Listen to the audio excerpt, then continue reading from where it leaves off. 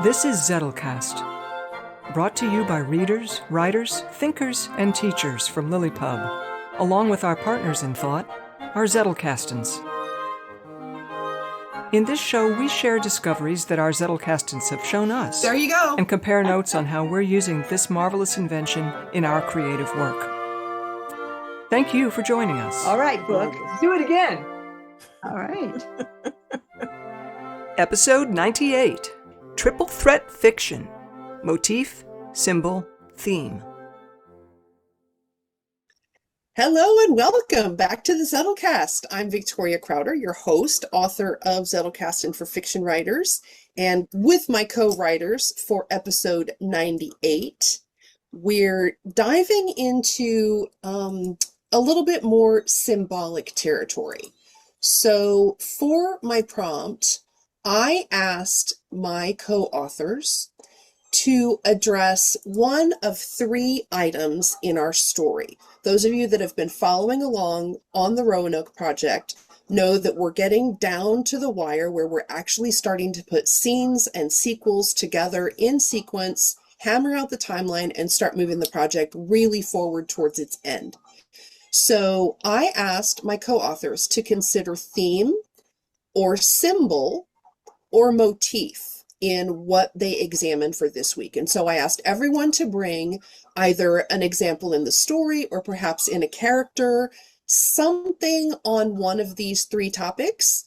Writing is bonus extra, but I just want to start putting a lens on the kinds of things that we want to pull out of our narrative and shine a spotlight on as important or significant for the story. So, does anybody have one they want to start with? I could. Nobody else wants to. Go. Okay. So the theme of my that I'm dealing with is life is better in community.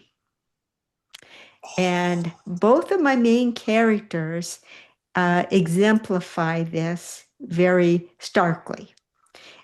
Teresita, it's just overt. It's right in your face. Her favorite place is under stairs or under a table.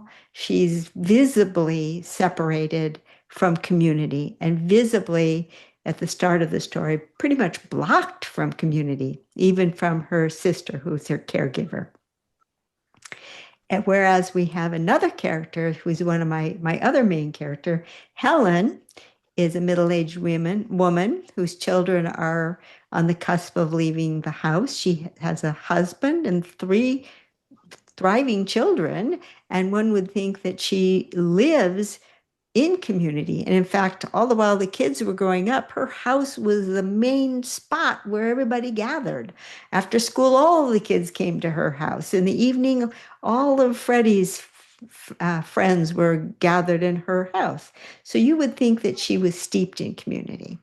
But we're going to see as the story progresses that community, besides having an element, a basic requirement of a group of people who are ready to receive you as a member of that community, there's another side of it, and that is the individual has to also be ready to put themselves out into community and be a person who wants to be a contributing member to the community.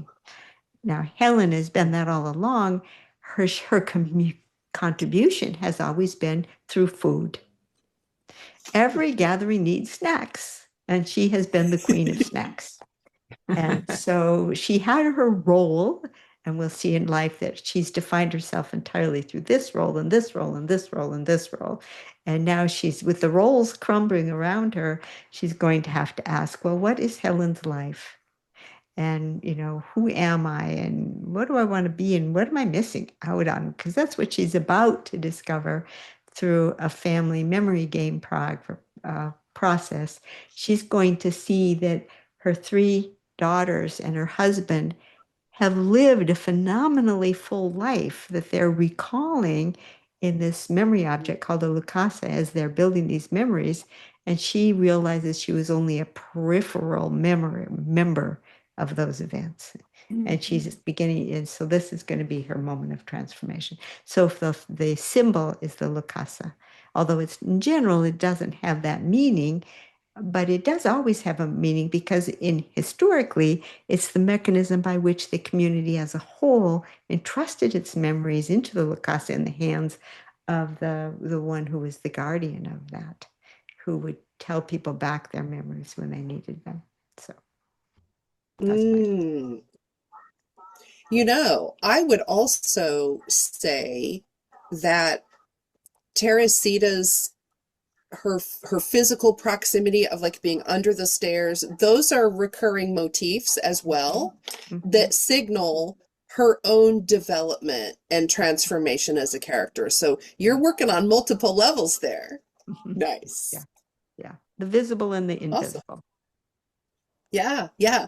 And that's a perfect example of why, as an author of any piece, it's helpful to look at these items, because once you start to see where am I putting my characters and what's around them and what are they bringing with them or leaving behind, when you start toggling those levers and playing with them, you realize that you're sending all kinds of different signals to the reader, and that just makes the whole experience more fun and richer.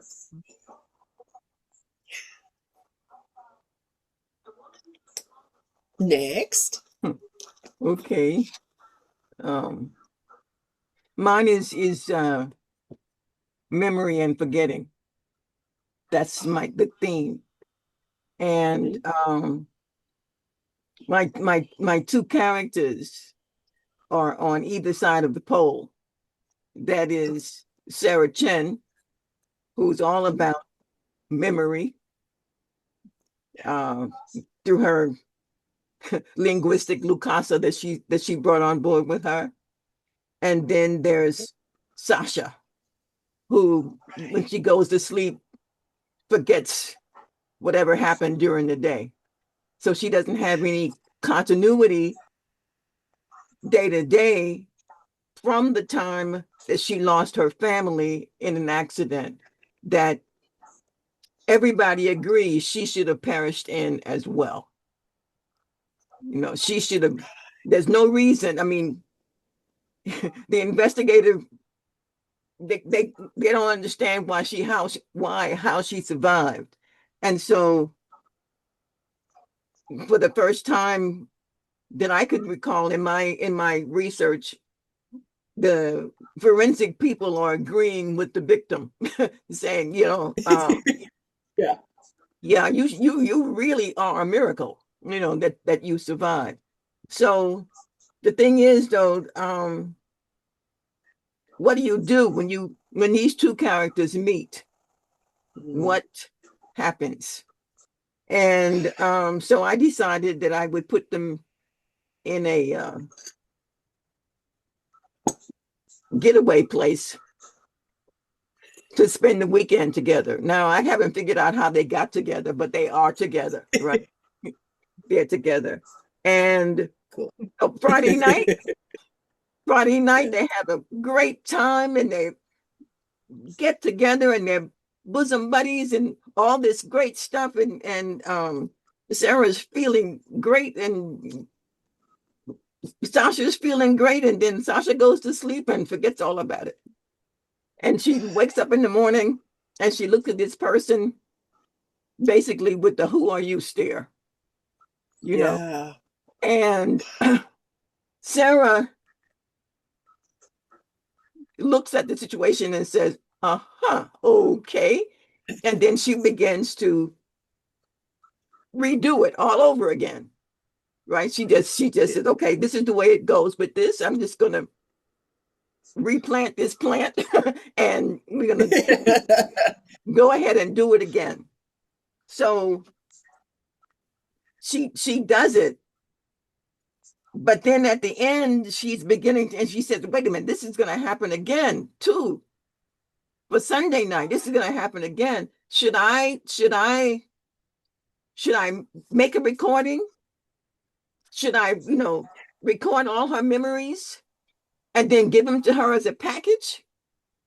Wouldn't that be a great idea? She was thinking. And then it suddenly dawned on her, maybe that would not be such a great idea. Maybe that would be just patently intrusive. Maybe who says I have the right to collect her memories Yeah. and give them to who says she has to? So the two of them sit there looking at one another, and so that's the shape of it. Sarah's burden is that she cannot forget. Sasha's burden is that she cannot remember. Each of them carry permanently accept exactly what the other one sheds. Even time works differently in their bodies. For Sarah, time accumulates. For Sasha, it circles.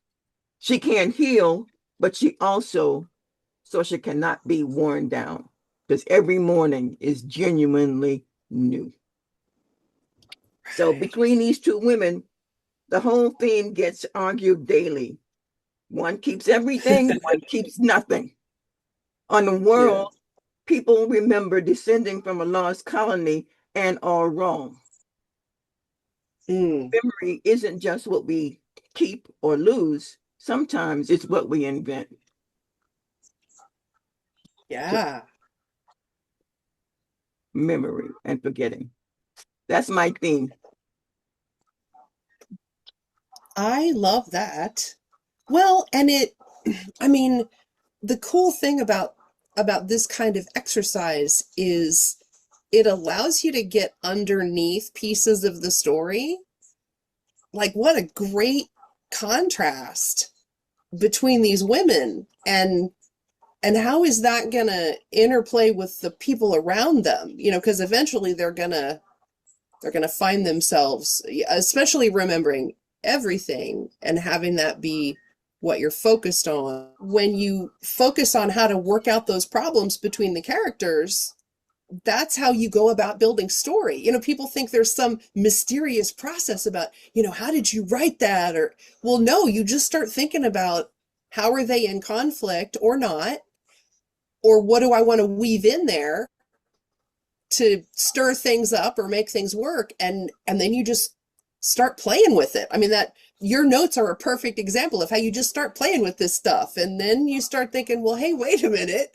What if there's a problem there? Or, you know, like you do, it's just make a list and problem solve it. It really is that easy. Yeah. Although I don't think that was so easy, but you know, okay. Yeah, well, easy is a relative term. Yeah. Well, the difference between knowing what you need to do and actually doing it are very two different types of difficulty. But I think a lot of people feel blocked by not being sure they will know what to do. And that's why it moves to a roadblock to say that this is how the story gets created, by posing problems and solving problems. And even, which isn't to say that the solutions in writing are not easy, they are difficult, but a very different kind of difficulty. Yeah, well, I definitely Well said. wouldn't have gone along this path had you not posed this assignment.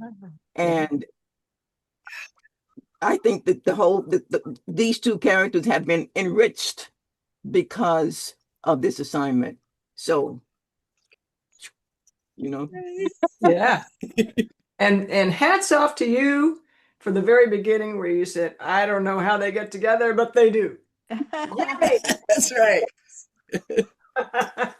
Yep, we'll figure it out. I love it. So I didn't write anything new. I just kind of let my fingers do the walking through all the, you know, thousands of words I've written. And so I've got a bunch of themes. I've got a bunch of potential symbols, a lot of motifs, but I'm just going to cherry pick a little bit. And so I'm going to start with a symbol that I'm not going to say, and this is what it means, because ew. Yeah, right? The Bézier belt. Hello. Oh, of course. It's a symbol. Yeah. And it's an exercise for the reader to say, of what? But it's a big one, and it's like its own main character in a way. But I have a recurring several recurring motifs, and I'll just talk about one and the theme that is pointing to. So in the story called Blue Blazes, Secrets in the Henge, Exit Through the Gift Shop, Meet D, which is upcoming, and The Fire Pit, there's this reference to Frank. People of a certain generation have these little code words. They'll say, hey, call me Frank, go Frank.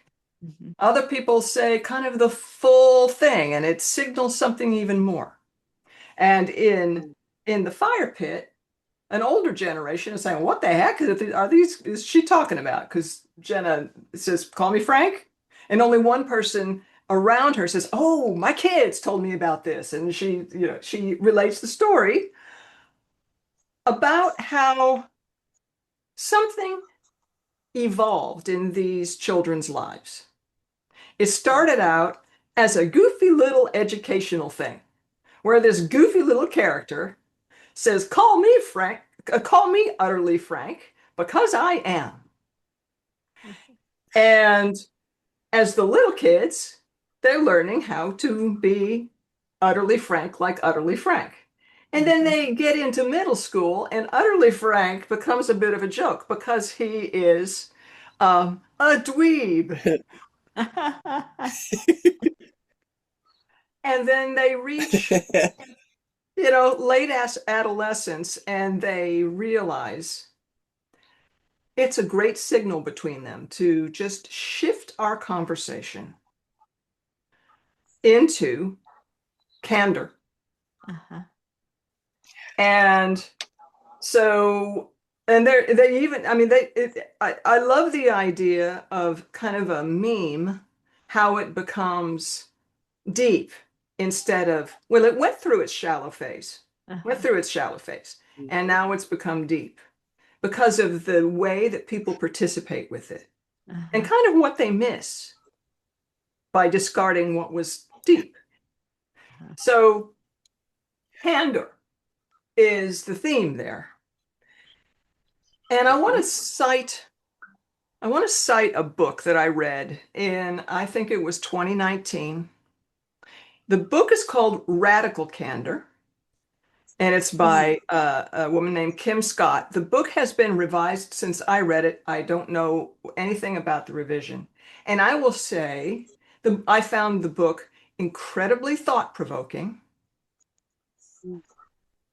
And the solutions that she cites it's all in the context of businesses. The solutions that she cites for companies that really focus on radical candor, I don't think that they're necessarily successful. They feel to me a little culty. Interesting. And when you've got and this is I'm totally just reviewing this book here, but when you have a policy of you tell me the truth and I'll tell you the truth, and your employment at this company depends on it. Not sure. Yeah. Not sure. I'm not sure. I think you need to change a lot about the culture for that to work. Yeah. And so that's kind of what I'm trying to plant the seed. You change a lot about the culture. Not the day you say, yes, I signed my contract to work at this company that has this policy. Yeah. I've been raised in this soil. And that's a whole different thing. Oh yeah. It becomes much more of a life skill. Yeah. And it's not corrupted by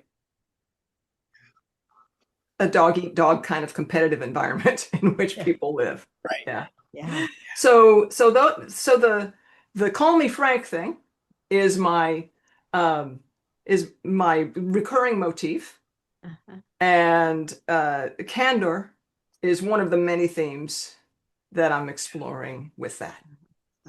Excellent.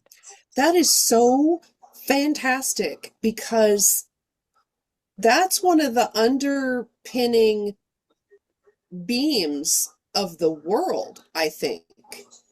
And stating it outright is one thing, but showing the evolution of it through the kids, I mean, that's just cherry on top. Because we get to, as a reader, we get to experience that and figure it out too. So we kind of get to grow with them. And that's just reader gold. And then I love you for saying, I'm not going to tell you what this means. Because, okay, yes, we can all read a book or a story and agree that there's a universal theme of birth and rebirth here, you know, whatever. We can all see that and agree on it. But to say, this is the symbol for this and this is what it means, you can do that as the author, but that does not mean that the reader's going to see it the same way. Yeah. So, yeah. Or you Sometimes even want it's them even to. better. Right. Yes. Yeah. I was going to say, that took the words right out of my mouth. Sometimes Yeah. it's even better to just leave it alone. And, you know, you can have the conversations about what the things mean for you as the writer, but I think it's so much more interesting to listen to what the reader thinks, because often you go, wow, I never even thought of it that way. And that's when it's really fun, because then it becomes a real conversation with the text. Yeah. And this is especially true with the Bezier belt, because even our characters interact with it in such different ways.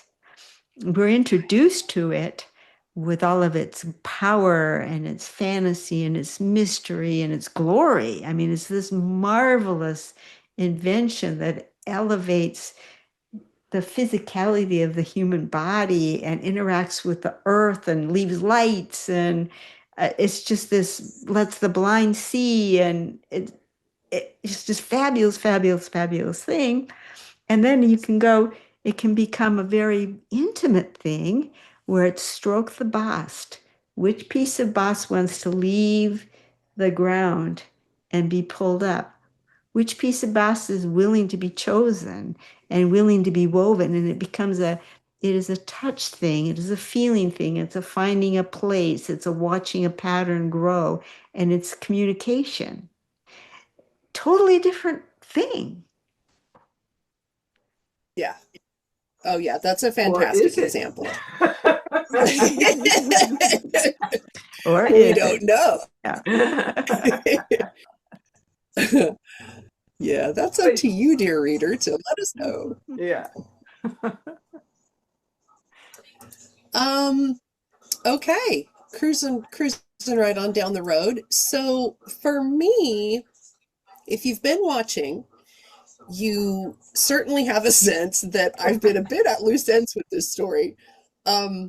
It took me some real just crazy free writing to kind of get my bearings with it. And I don't know, well, I kind of do know. I think it's because so much of what I'm doing writing wise is consumed with what I'm working on. Trying to tease out the brain cells for what feels to me like a truly significant and meaningful creative project, that's like, I need a drink of water and I'm going to get it out of that fire hose. So, you know, I had to find a way in. And it didn't help that the first character that I created kind of came out of the gate strong and then fizzled, like sometimes characters do for the writer. So she got shelved, not killed. She's sitting in a jar.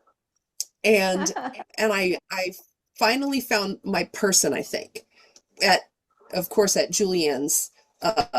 Never felt her hands on my back, but locking it into another well-defined character helped too. So sometimes that's the way through, is you look at the other people in the room character-wise and say, okay, where can I push somebody? And that's how it shakes out.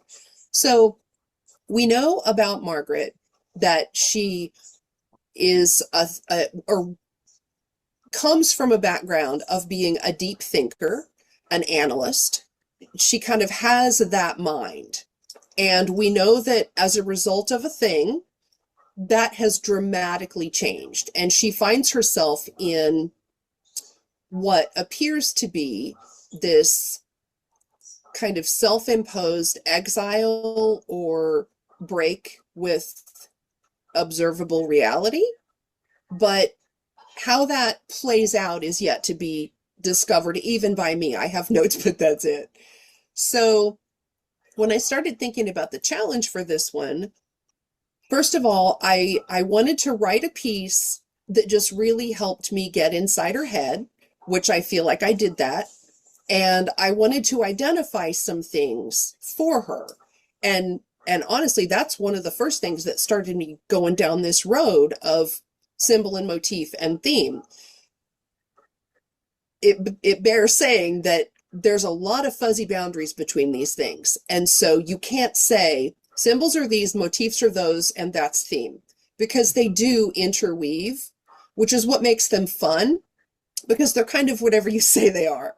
So broadly speaking, the theme is the universal concept or idea, like we've talked about, candor or community or memory. So a broad concept that you want to either speak to or that you want to bring to the reader's mind as they're reading. And then symbols and motifs generally serve theme. Symbols, again, broadly speaking, are often an object, an item, or a representative of a thing that stands in for something else. So like a wedding ring, commitment, loyalty, and love. Easy peasy. Motif, on the other hand, functions more like a kind of clue or something that points towards the larger theme. So it would be like rain clouds rolling in, emotional shitstorm. Easy peasy. So that's a super simple breakdown. So for my piece, I wanted to lean into the theme of a kind of informed confusion, like looking around your world and not coming fully to terms with it or even necessarily understanding it. And as I was reading back through some of the earlier stuff, a sense of isolation and loneliness as a counterpoint to what Kathleen's describing as this sense of community, because that's how Helen feels for me. She feels very big and kind of, standing out as this force. So I wanted to lean into the isolation aspect because my character arc is going the other direction. No spoiler there. So then my symbol, which could also serve as a motif that sort of signals this, is the mirror and being seen. And for me, that was the emotional gravity of the scene that I wrote, because she's absolutely desperate for her son to be present and to be seen by him. She feels like if he can just see me and tell me that I'm okay, then I know I'm okay, because that's kind of her port in this storm. And then the symbol, in a way for me, is Magda, the person who appears to her, because we don't know. Is it her? Is it imaginary? Is it something that's being provided by the link, allowing her to explore something so that she can see it? So it's this recurring stew of how the symbol and motif work together towards the end of being recognized and not only seeing yourself, but knowing that I am seen and understood, by the person that I'm anchoring to, which in this case is her son. So that's that. Read it. Hold on, I'm finding it. Hold on. Okay, here we go. You may recall that in a earlier episode, I mentioned that she's grappling with the Furies. And I'm mashing myth together here because in some ways it's the Furies, but in some ways it's the seven deadly sins. And so I'm going to play with those and kind of mash them up, which feels right in her mind. Forgive me, mythologists, but I'm doing it anyway.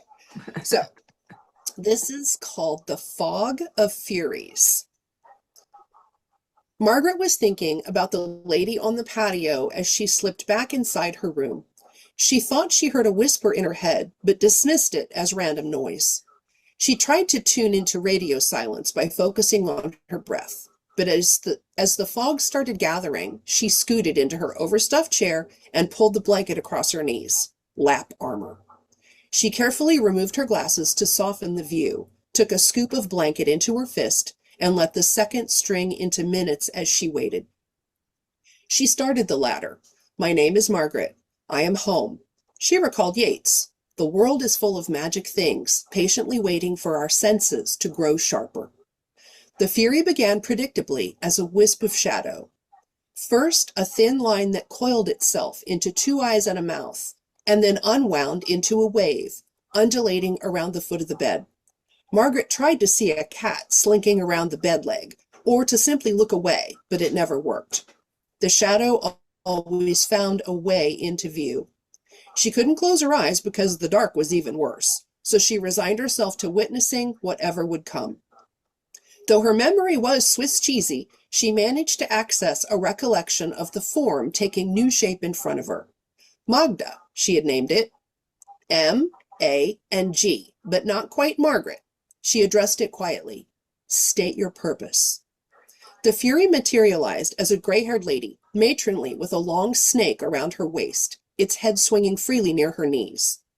Margaret saw the words materialize in her mind's eye. When a broom falls, company's coming. The punishment fits the crime. Margaret stared at the woman. So riddles it is. Annoyed, she wondered, where was Nelson, the missing link? Undoubtedly knuckle-dragging his way through the ether without a thought for her. Jerk. Who else is coming? No response. This doesn't help if you won't talk to me. See me. Magda turned and gestured toward the patio door. Yes, I made a friend today. She said I needed to see the Angie angel. You're hardly angelic, and your name is Magda. No response. What is the punishment? Come to think of it, who is the judge? Magda turned to the mirror on the dressing table. Margaret slowly nodded. I see. Me. The snake slow blinked its eyes as the gray woman dematerialized into a silver shimmer before disappearing altogether, leaving Margaret alone clutching her blanket. Slowly uncurling her fist, she put her glasses on and whispered into nothing. Dylan will come, even if Nelson won't. Dylan will come. My son, he'll see me.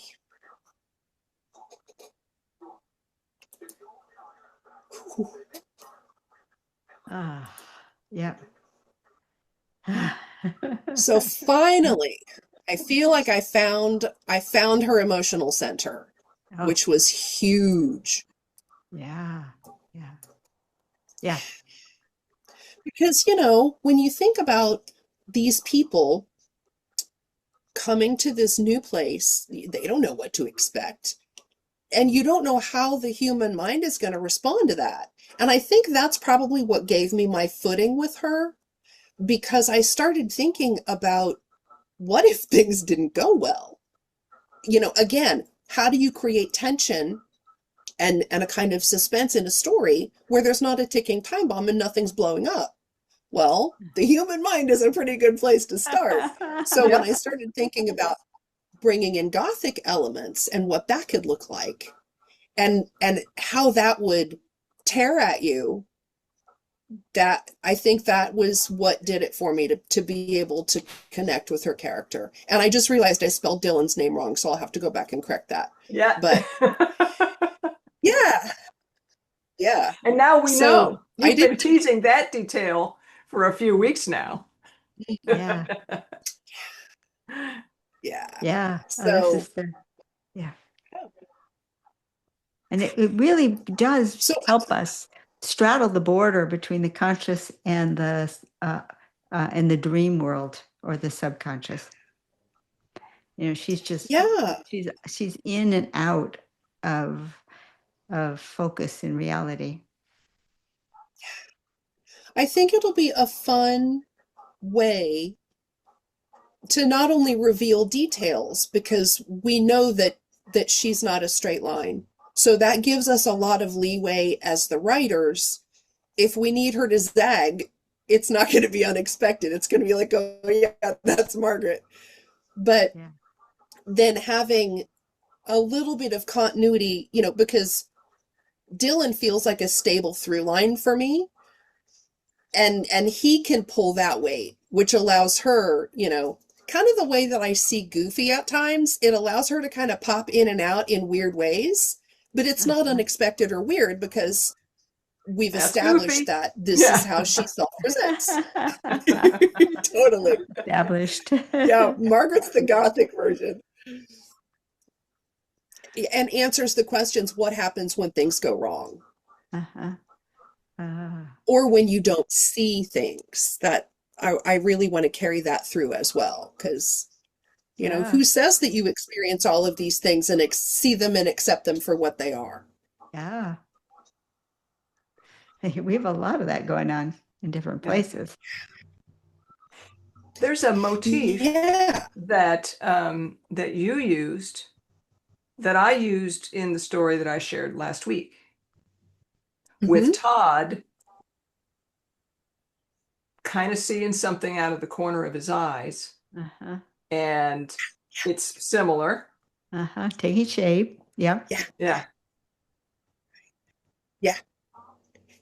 I think that one, we're going to find that in a lot of places for various reasons. Yeah. Because everything is different here. And I think it gives the reader permission to go, what do I see here? What's going on here? What does that look like?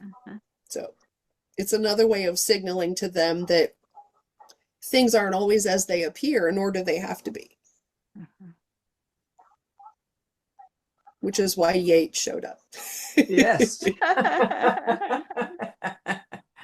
But then you got to wonder, why does she remember that quote of all things? So, even the things that you choose lead to more questions, whose answers help you write the next thing.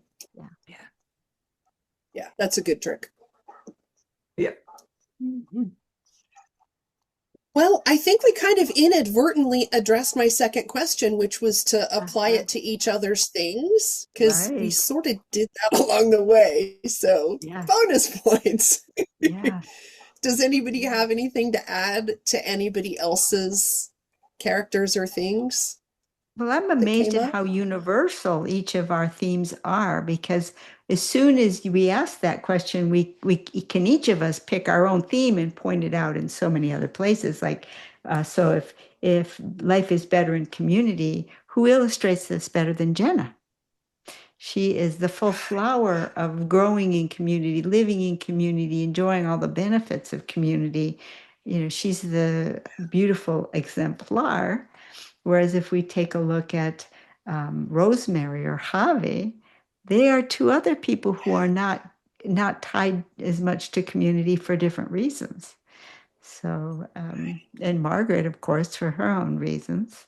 And Sarah Chen isn't really a member of the community yet, but might be. She's certainly becoming attracted to it. So everywhere you look, and I know each of us could do the same with our other themes that we brought up. So I'll stop now.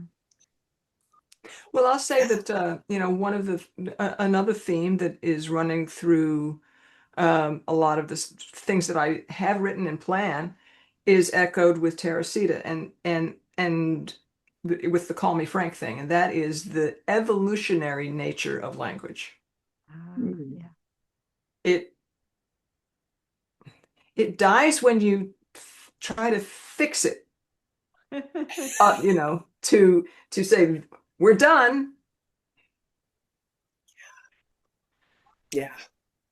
Is that why Latin is considered a dead language in your view? Well, I think it's one reason. I mean, people are not adding new words to Latin. Right. They did for a while. Mhm. And even Latin and other dead languages like Sanskrit. Uh-huh. You can learn Sanskrit, but it's not spoken anywhere. And there are concepts in both Latin and Sanskrit where there's one word for something that in English takes at least two, Yeah. which something is lost when that has to happen. Yeah. Yeah. It's like, well, it's more of an approximation of a meaning Yeah. that didn't survive. And we have to find it anew. What did they mean by that? Uh-huh. And get into the minds of the people who meant it that way. Yeah. Yeah. Well, I think we also have a parallel with meaning. I mean, meaning and meaningfulness, at least for me, has always been an underlying theme. And what does that mean for each character? What does it mean in the world? Because all bets are off now. Like it's different. And we're seeing them find their way and figure out what their meaning is. It's kind of a fulfillment, I guess. But I see that with almost all the characters, which is cool. Yeah. Because that's what makes them interesting. Yeah, that's what Yeah. Sarah spends her whole time doing, trying to Yeah. understand the words, where they came from, what they mean. Did the meaning change in context? What is happening? So she can add one more language to Yeah. her repertoire. She is a collector par excellence. She just wants to see, because through this collection she can compare and she can see all these differences and hopefully one day figure out what those differences actually mean, So yeah, Lydia is quite the world. Yeah.